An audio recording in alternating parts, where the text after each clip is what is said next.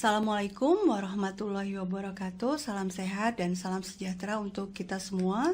Kali ini kita pindah dulu ke Yaman ya. Kita akan mengkaji dulu Yaman. Nanti insya Allah setelah Yaman dalam beberapa bagian kita akan lanjut lagi membahas Palestina. Nah, konflik di Yaman sebenarnya sudah dimulai sejak masa Arab Spring, yaitu tahun 2011 sampai 2012. Ketika itu rakyat di berbagai negara di Timur Tengah turun ke jalan melakukan aksi-aksi demonstrasi untuk meminta keadilan ekonomi politik.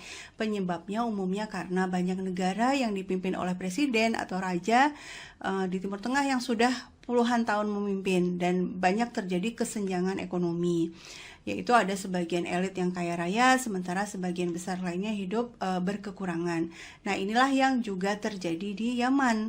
Tahun 2011, Presiden Ali Abdullah Saleh yang sudah berkuasa selama 33 tahun itu didemo besar-besaran oleh rakyatnya. Kenapa? Karena meskipun Yaman itu memiliki sumber minyak, tapi hasilnya itu tidak banyak dirasakan oleh sebagian besar rakyat karena rezim ini banyak melakukan korupsi dan juga bahkan melakukan kekerasan dalam membungkam perlawanan rakyatnya. Akhirnya setelah aksi demo semakin masif dan perlu dicatat juga bahwa yang berdemo itu bukan cuma klan Houthi ya, tapi dari berbagai lapisan masyarakat. Akhirnya Ali Abdullah Saleh itu mundur pada tahun 2012. Ya, digantikan oleh Presiden Mansur Hadi.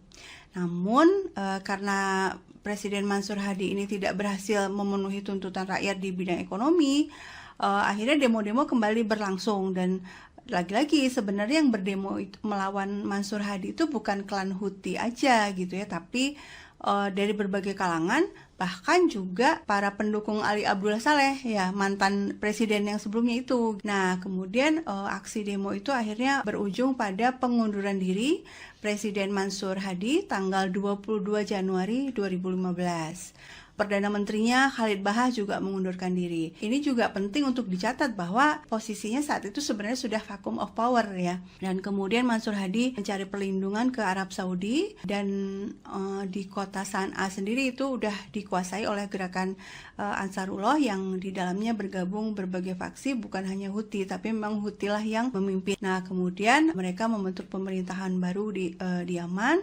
tapi rupanya Arab Saudi nggak terima. Arab Saudi, Amerika Serikat, Inggris gitu tidak menginginkan adanya rezim atau pemerintahan baru di Yaman yang memang sudah jelas menunjukkan antipati terhadap Amerika Serikat. Mereka kemudian berusaha mengembalikan Mansur Hadi ke tampuk pemerintahan. Nah, pada tanggal 25 Maret 2015, Duta Besar Saudi untuk Amerika Serikat, Adel bin Jubair, di Kedutaan Besar Arab Saudi di Washington, nah ini perlu digarisbawahi juga, dia di Washington mengumumkan bahwa Saudi telah memulai serangan ke Yaman. Bismillahirrahmanirrahim. Good evening, everyone. I'm Adel Al-Jubair, the Ambassador of Saudi Arabia to the United States.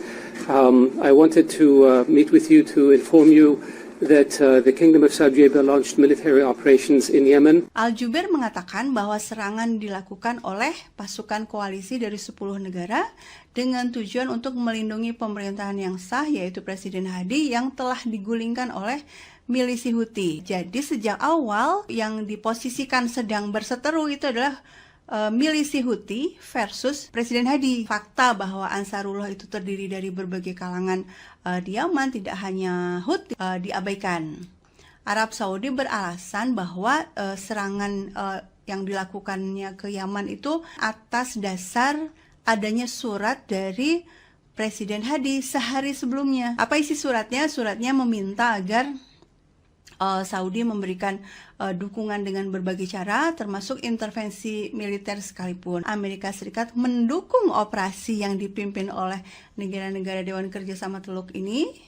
Dinyatakan oleh pejabat Amerika waktu itu, meskipun pasukan Amerika Serikat tidak terjun ke dalam operasi militer secara langsung, ya, kami mendukung sel perencanaan gabungan dengan Arab Saudi untuk mengkoordinasikan dukungan militer dan intelijen. Artinya serangan ke Yaman ini tidak bisa dilepaskan dari kepentingan Amerika Serikat. Jadi ketika kita mau menganalisis kasus Yaman, ya tidak bisa hanya aktor internal saja gitu ya, misalnya Houthi versus Hadi atau dan banyak sekali yang memframing bahwa oh ini Saudi versus Iran gitu. Tidak, karena sejak awal sudah jelas dinyatakan bahwa ada dukungan dari Amerika Serikat ya. Nah, awalnya Saudi mengatakan bahwa serangan yang dilakukan itu serangan yang terbatas. Memang ini dugaan atau prediksi mereka di awal adalah tidak akan lama gitu ya, dalam waktu singkat milisi Ansarullah ini bisa dikalahkan. Sekarang sudah 7 tahun berlalu ya, sekarang Januari, nanti bulan Maret itu 7 tahun. Tapi mereka tuh tidak juga bisa dikalahkan oleh koalisi Saudi.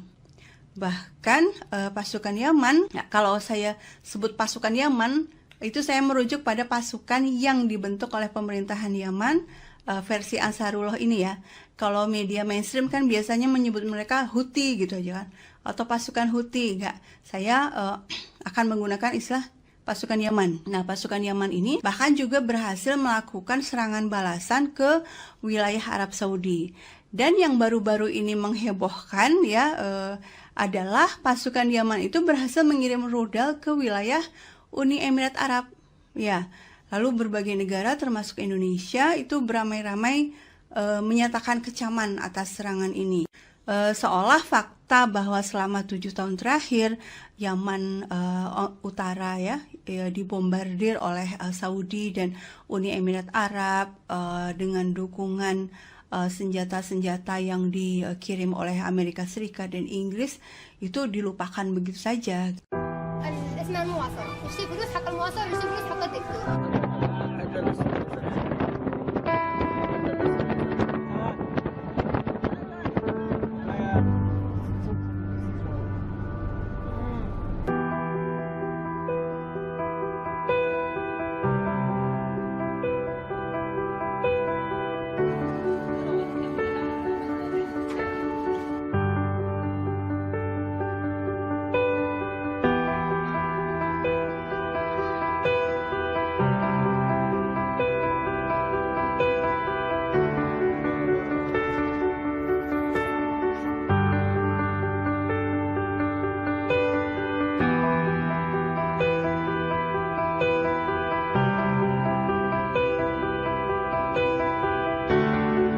Jadi kondisinya memang sangat mengerikan, tapi anehnya berbeda dengan Palestina, ya Palestina juga, orang-orang Palestina juga menderita karena penjajahan Israel ya, tapi Palestina mendapatkan dukungan yang sangat banyak dari warga dunia. Sementara Yaman itu seolah diabaikan oleh dunia.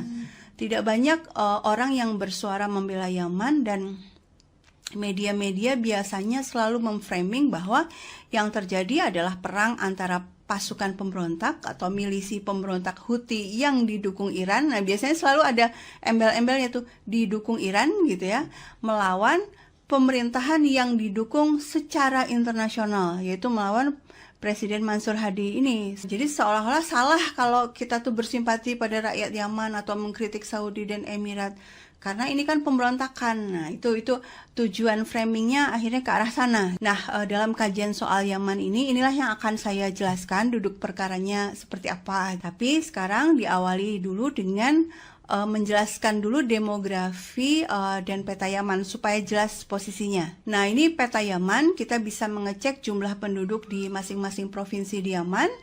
Kita lihat ibu kota Sanaa memiliki penduduk terbanyak dibanding kawasan lain, yaitu sekitar 3 juta orang. Total penduduk di Yaman bagian utara ini ada sekitar 21 juta atau 80% dari total populasi. Kawasan yang dibombardir oleh koalisi Saudi Emirat adalah yang di utara ini. Jadi dulu itu tahun 1960-an kawasan Yaman ini terbagi dalam 2 negara, yaitu Yaman Utara, Republik Arab Yaman, dan di selatan adalah negara yang bernama People's Democratic Republic of Yemen. Nah, tahun 90 kedua negara itu bersatu dengan nama Republic of Yemen atau disebut Yaman gitu aja. Nah, Yaman Selatan ini tidak diserang oleh koalisi Saudi. Khususnya kawasan Hadramaut, kawasannya itu sangat luas, tapi penduduknya hanya 1.400.000 orang dan kondisi di sana relatif aman karena Saudi tidak mengebomnya dan perekonomian, layanan pendidikan, rumah sakit itu tetap berjalan. Makanya pelajar-pelajar dari Indonesia juga tetap bisa masuk ke sana dan kita tahu juga beberapa kali ada ulama Yaman yang datang ke Indonesia. Nah, mereka itu berasal dari Hadramaut ini. Nah, sekarang bagaimana kondisi kelaparan dan para pengungsi di Yaman? Sebenarnya bagian mana di Yaman yang menderita kelaparan dan bahkan tidak bisa mendapatkan suplai bantuan makanan dari dunia internasional? Mari kita cermati peta berikut ini. Kita lihat ini adalah peta kondisi food insecurity atau kekurangan pangan di Yaman. Yang berwarna merah artinya kondisi sudah darurat, yang oranye artinya sudah krisis.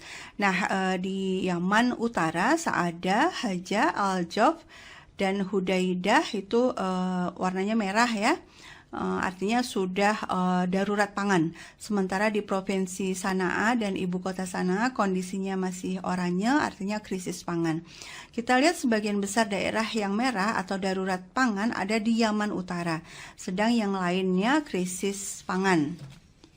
Sementara itu Hadramaut yang berwarna kuning artinya dalam tekanan tapi belum krisis. Sebagian ada yang krisis, ada juga yang darurat pangan. Tapi perlu diingat populasi Hadramaut itu 1.400.000 orang, sementara Yaman Utara itu total 21 juta orang. Simbol orang ini menunjukkan jumlah IDP atau Internal Displaced Person, yaitu para pengungsi tapi masih di kawasan yang sama. Misalnya karena rumah mereka hancur dibom, mereka mengungsi ke tempat lain di kawasan yang sama. Di Saada ada 103.000 orang, di Al-Jaf ada 125.000 orang, Hajjah ada 563.000 orang, di Sanaa ada 96.000, dan yang terbanyak di Ma'arib 800.000 orang pengungsi. Di Hudaidah itu ada 425.000 pengungsi. Nah, Hudaidah ini adalah kota pelabuhan yang dibom oleh koalisi Saudi tahun 2018. Padahal Hudaidah ini tempat masuknya 90% bantuan pangan dan obat-obatan ke Yaman Utara.